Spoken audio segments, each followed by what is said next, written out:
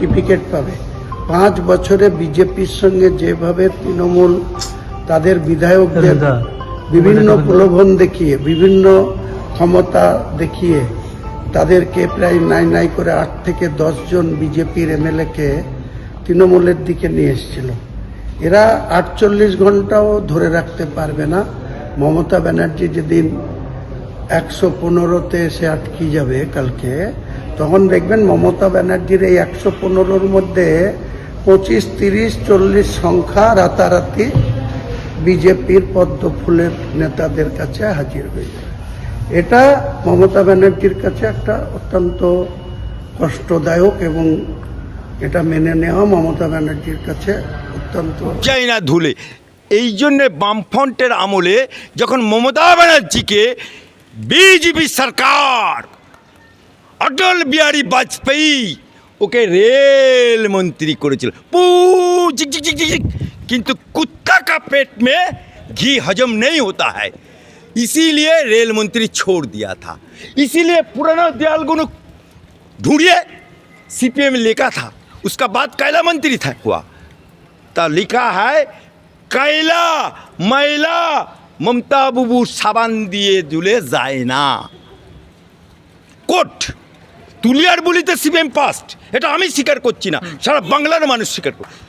ওরা এখন বিরিয়ানির হাঁড়িতে ছিল, এখন খামে ঢুকে গেছে, নরসিংদীর খামে ঢুকে গেছে, কিন্তু তুলিয়ার বুলিতে ওরা এখনো পর্যন্ত 1 নম্বরে, ওটা কেউ কে নিতে পারে।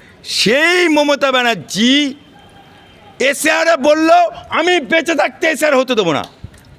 সেই এসআর নিয়ে যখন মোতাবাড়িতে আন্দোলন হলো, তখন মুসলমান এক কাট্টা হলো, মুসলমানদেরকে লেলেই দিল, আর সঙ্গে নেতৃত্ব দিল কলকাতা হাইকোর্টের আইনজীবী মোফাপ্পুল ইসলাম, দিয়ে তাদেরকে ধরিয়ে দিয়ে বলল আমি ধরিয়ে দিয়েছি, আমার সিআইডি ধরেছে। কোথায় গেল সিআইডি? এখন তো এনে নিয়ে নিল। মুসলমানরা 49 জন জেল খাটছে মমতা বুবুর জন্য, মমতা বুবুর জন্য। আজকে তাই হাইকোর্টে আর সুপ্রিম কোর্টে যে থাপ্পড় খেলো, আপনারা জীবনে দেখেছেন?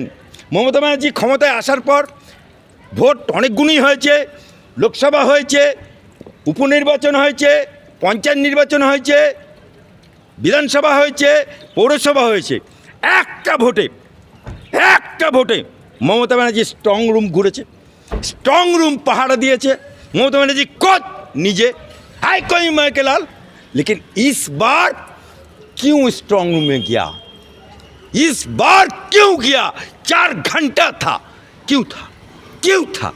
इसीलिए था ये पहले इलेक्शन जब शुरू हुआ था, उस टाइम पहले क्या करता था, जो प्रिजाइडिंग ऑफिसर था, जो पोलिंग ऑफिसर था, जो सीआरपीएफ था, सबको खिला के पिला के नहा के एकदम दिल खुश कर देता था।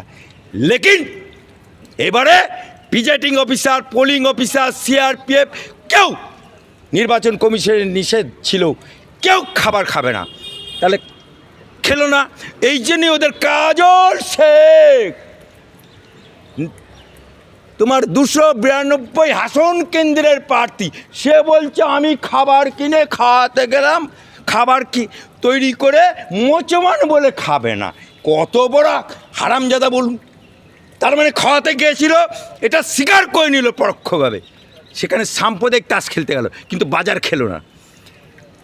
এখন আবার ইভিএম যে চুরি করতো ইলেকশনের পর, ইভিএমে যে ওলট পালট 6 9 10 9 12 যে খেলছো, সেটা করতে পারছে না, কারণ সরকারি কর্মচারী এবারে কাউন্টিংয়ে নেই, যাদের দিয়ে দেয় না তারা এবারে নেই।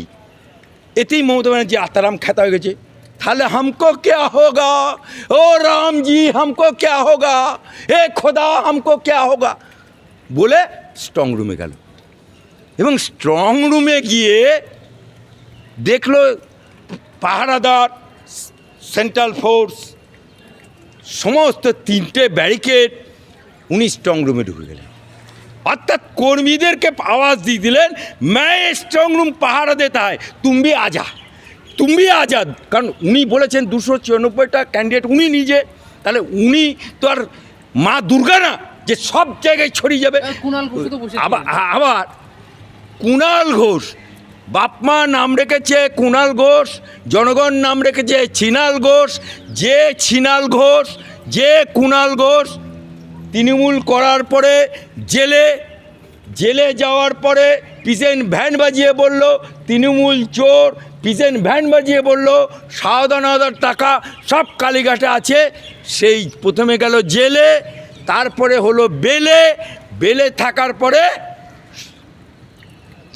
এই ইউটিউবার অমুকের পেছনে বাঁশ কখনো বলো এই উড়িষ্যা থেকে জেল খেটে এসছে এমপি, তার পেছনে লাগা।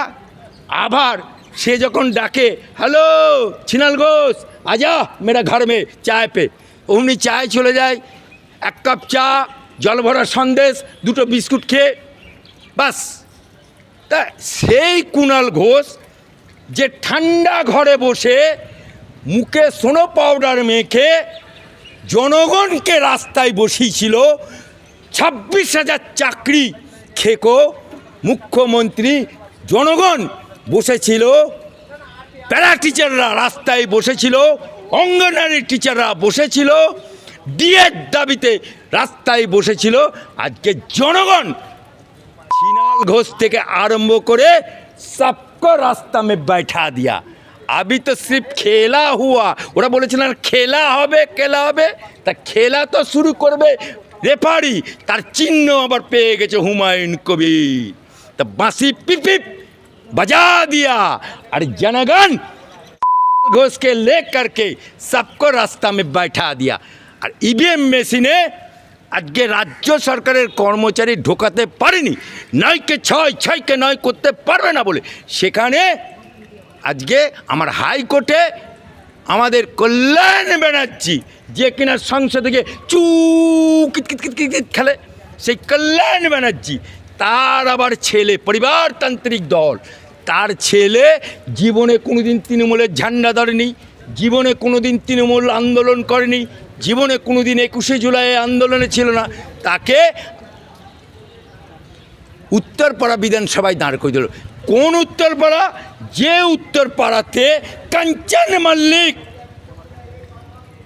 এমএলএ ছিল, এমএলএ হওয়ার পরে